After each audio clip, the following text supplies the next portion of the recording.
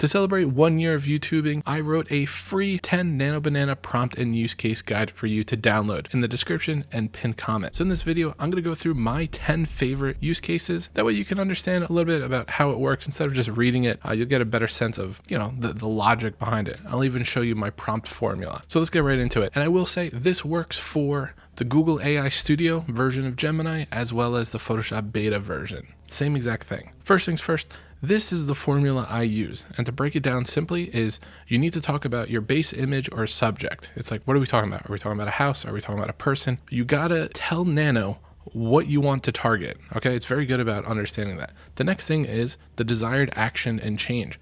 What do you want it to do? Do you want to change the material? Do you want to change the pose? Do you want to change the time of day, right? You need to specify the change, right?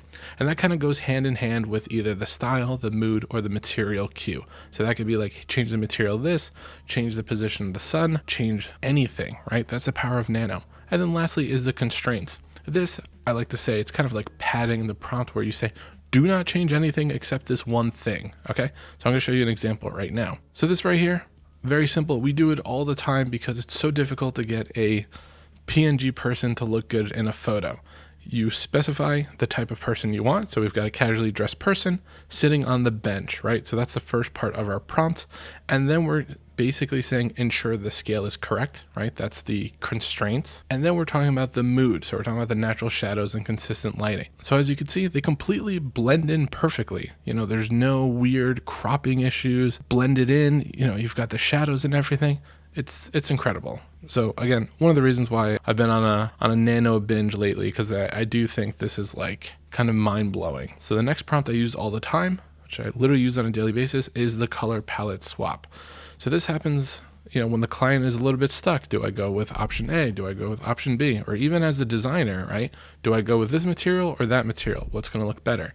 And typically you'd have to model something, you'd have to render it, and that can be very time consuming. So in just one sentence to say, hey, change the brick to light gray color and the window frames to a dark charcoal, and it just does that in 10 seconds, kind of hard to argue with. So very, very impressive. And you can use references. So you could say, hey, this is the brick reference I want, and it'll know and apply that to the image. Again, Nano Banana, this is like the first step of how crazy things are going to get with AI. And I feel like on the ArchViz side, that's definitely very, very scary. I'm not going to argue that it isn't, but I think it does simplify the ArchViz side where you can workshop some ideas before committing to the next step, right? Because it's kind of a pain in the butt to UV everything, right? So next one, back in my college days, right? The idea of taking CAD to make it look like a rendered elevation, you would spend so much time on that. And now you can do this in seconds. You can be as specific as you want in terms of the materials, or you can just let it roam, right? But it's important to stick to that formula. You need to be specific so it knows what to do. Here, we were actually going for a little bit of a vague kind of prompt, just so I could show you the flexibility of it here. So we're saying, can you add realistic materials and lighting and make it look like a photo? And the thing I want to point out is, although we were vague, it did respect the actual hatch of the line drawing. So look at the stones right here, and then look at that. Even the horizontal here and the batten board. So like, you don't need to spell out everything. It actually did a pretty phenomenal job. The only thing it did do was color. I didn't say anything about color. So it knew that this should be charcoal. This should be like a baby blue. Stylistically, it's pretty nice. So kudos to the banana there, but it can do a lot with a little, but I think in general, you should have some sort of framework, right? So then we've got light fixtures. This goes back to the whole idea of like, you're a homeowner or you're working with a client and they just can't decide on an option. Here's my reference photo, or you could just say, the style here, we said, replace the ceiling pendants with a modern design. We were very, very vague. We just said modern design, but you could find something from a manufacturer and just use that. Totally fine. And as you can see, it does respect the placement of all these lights. Very, very crazy. Next one, again, the optioning. Bathrooms are like the bane of my existence when it comes to rendering.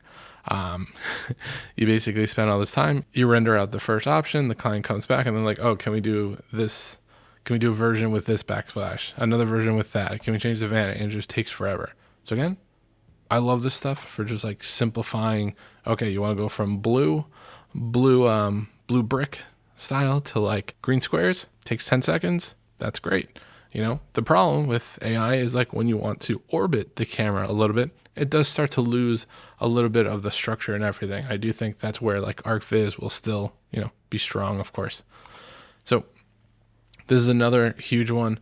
This personally, I use like for my own planning. Say you move to a new apartment, you just want to see what the thing looks like before you start buying furniture. Helps you visualize the space, the layout, what is like harmonious or not. Do you go with mid-century? Do you go with contemporary? Do you go with modern, traditional, right? This is an easy way to just figure it out. Because again, old-fashioned way, you either have to like do a mood board and like Pinterest, or you just have to go through a bunch of magazines, or you just have to 3D model and render. Very time consuming. So again, use this stuff to like save you time. We don't need to like kill ourselves with everything, right? Like life is difficult enough. Like if this is what the project calls for, give it a shot, This is another huge one. And the theme you'll see behind a lot of these prompts is just like the optioning, right? Because I'm just an architect and this is like what I deal with on a daily basis, but it's just like, it feels like the same stuff now that I'm thinking about it. It's like, can you swap this with that? Whether it's exterior, interior, but here you could see it does handle everything beautifully in terms of like the material swap between this sofa and that sofa. But here you can see in the prompt, in this living room image, right? So we're giving it the subject, replace the sofa with a contemporary leather sectional in warm brown, keeping perspective and shadows accurate. So again, that's all that constraint padding.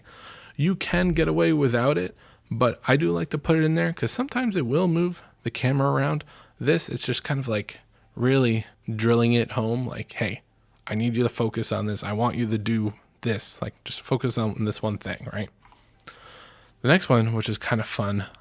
If you ever have something that you want to add detail to, so like we had this like plain, boring, window here with like this pixelated sky.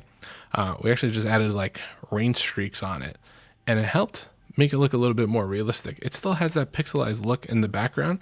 I would probably go back and prompt that as well and see if it could fix it. But I do love this idea that you could just like focus on a small section. This is actually done in the Photoshop beta plugin of Nano Banana. We just selected this glass and we said like, hey, add rain streaks there.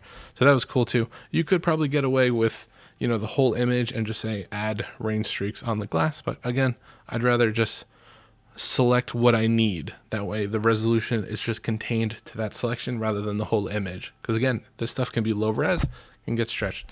And just talking about low res, you guys comment a lot that the Nano Banana stuff is low res. I totally get that. It's maxed out at about like 1 megapixel, right? So this is why I talk about upscalers. If you don't know what an upscaler is it takes the resolution and it basically doubles it or quadruples it. There are plenty of options. I've done a couple of recent YouTube videos. You can get plugins for it. You can, get stuff online. You can use something like Magnific, but I find it a little bit expensive. Clarity is really good, but there's so many different options out there. But the point is, you need an upscaler to double the resolution so it doesn't look kind of pixelated, right? So it looks sharp. So that's what you need if you're going to be using AI in any capacity. You do need to upscale. Okay.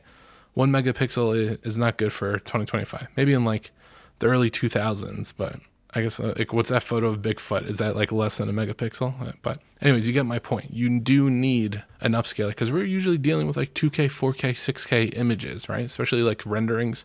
4K is where we live at.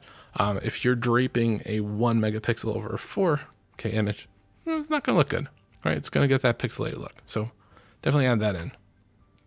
Then my next favorite one, this is when I'm workshopping different lighting positions for rendering. I just say, hey, can we just move the sun from here to there? Or can we do cloudy? Can we do golden hour?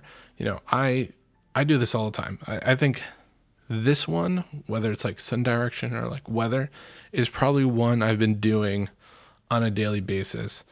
Because the cool thing is, once I dial this in, I can take the output image and then I can drop that in D5 render through the AI atmosphere match tool, and like it'll just take the light settings. Saves me a lot of time. I kind of like do the pre-planning here before I even need to go to the renderer.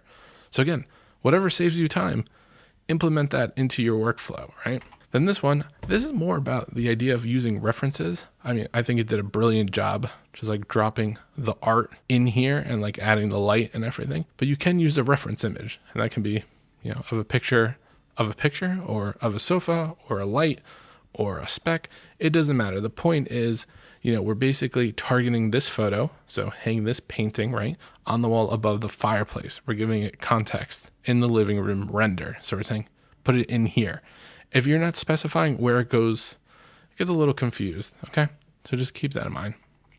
But anyways, I wanted to give you 10 useful use cases for Nano Banana.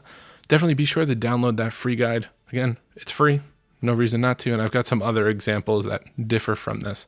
Anyways, if you have any ideas on future video ideas, let me know. I'm always interested in doing a deep dive in a new subject or tool. So let me know. And if you made it this far, please consider liking and subscribing to the channel. Helps with the algo. See you next time.